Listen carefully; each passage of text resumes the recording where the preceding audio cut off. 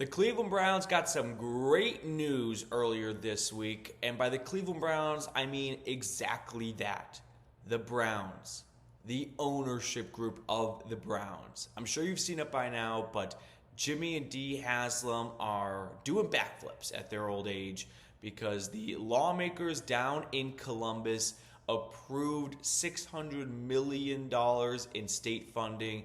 And I'm no lawyer, and I'm not very good at politics when it comes to budgets and things like that. But more or less, the key takeaway here is the Browns are getting the taxpayer money they were looking for to help finance the construction of a new stadium in Brook Park. There's been some back and forth between the Haslam ownership group and the city of Cleveland and Mayor Bibb, and the Haslams are going to win. Shocker. The billionaire outdoes local government. Yeah, could have saw that one coming. So here's what happened.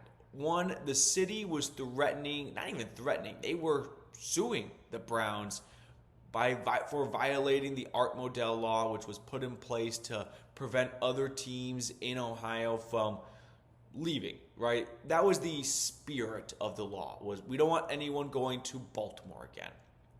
That was always my kind of interpretation of it.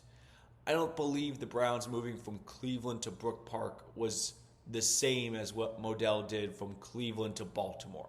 So I never felt like this law was going to hold up well because the spirit of it was never being violated, and the law itself was always kind of silly.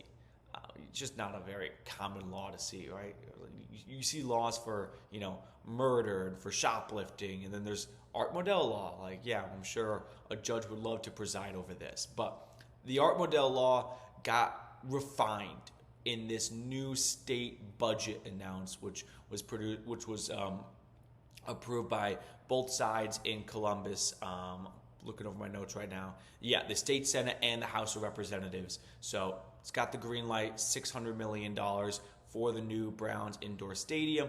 And with it, it came an updated version of the Art Modell law, which, since the Browns are staying in the same county, it's no longer a violation of the Modell law, which ends the city's lawsuit against the team. So the Haslams get what they want, and that is a brand new indoor stadium. So let's talk more details about this. When can we expect to see the Browns break ground on this, right? That's kind of the big question people have right now. Let's take a look. So the Browns' current lease at Huntington Bank Field is going to expire after the 2028 season. So the new stadium, the plan should be for the Browns to have it open for the 2029 season. So with that in mind, I remember not long ago the Haslams talked about construction getting going in early 2026. I'm not a construction guy, but I do know it's probably not the easiest to dig into the ground when it's frozen solid. But construction guys watching, let me know if that's still an issue in 2025 or not, or if we put together some really nice pieces of equipment that can dig through frozen solid ground. But early 2026, yeah, they want it open for 2029. Not a construction guy. I think that could be done. I mean, the Bills and Titans Stadium, you guys can check out the updates they've made and the construction process for that. Those have been going by, I think, pretty well without any major, delays or anything.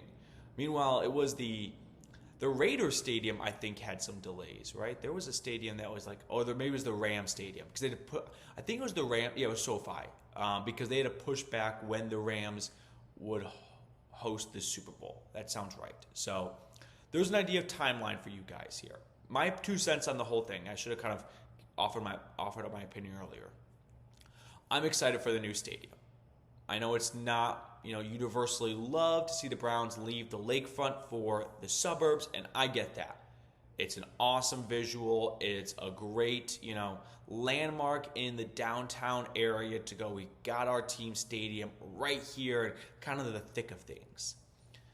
It was never viable to stay where they were. One, the area surrounding the stadium was just never going to get developed to the liking of the Haslams and to the liking of anyone. It's just not an area where there are things to do before and after the game. It's a bit of a shit show, right? I don't think that's a hot take for anyone.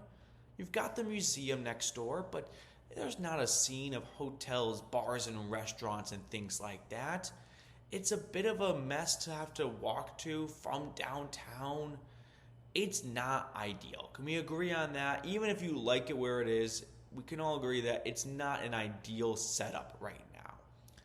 And there is not a lot of room to work with in terms of improving the stadium, improving the area. You would just be sinking money into, imagine like if you've got an old 15-year-old car and you're like, hey, you can spend $3,000 to fix the engine, but it's not even worth $3,000 as a car.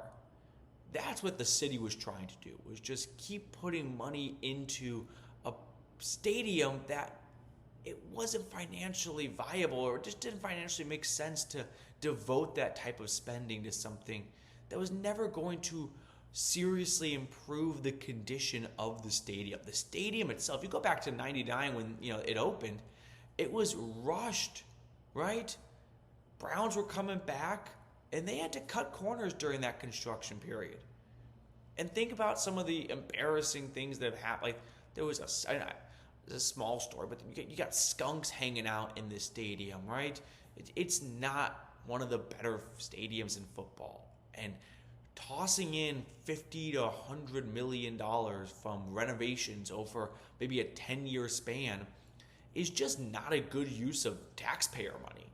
And listen, I don't live in Cleveland. It's not my taxpayer money.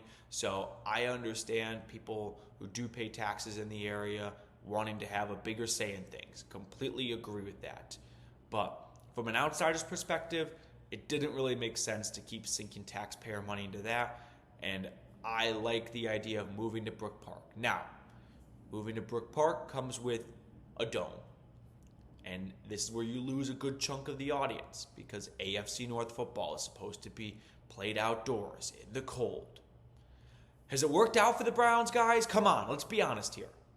Have the Browns had some major, upper hand in a lot of these December games? No. It's not working. It hasn't worked. Time to change it up. If the Browns were knocking out teams every single November, December, January, and it was an incredible home field advantage, all right, keep it going. But it's not. It's not some incredible advantage the Browns have over opponents. So let's drop this idea of this is how AFC North football is supposed to be played. You know what? That could be true. That's not good for the Browns because they haven't been good in the AFC North. They've never won the division. How awesome would it be in the first year in Brook Park, they are hosting a home playoff game? Something that hasn't been done in decades. Not since 99. I'm all for changing it up. It's worked well for the Steelers, for the Ravens, for the Bengals. Hasn't worked for the Browns. So instead of trying to adapt to that, let's just invent new rules altogether. And let's give the Browns some actual, good weather games late in the season, because the last couple of years hasn't been in their favor. So I'm excited for the move, which, listen, I probably should have mentioned this earlier, so shame on me. There's still some things that need to be accomplished from a political side. The governor could veto this. I know that wasn't what he had envisioned, so maybe he will, and all this will be for nothing. But this was a monumental step forward for the Browns getting their Brook Park Dome Stadium. I think it's going to happen.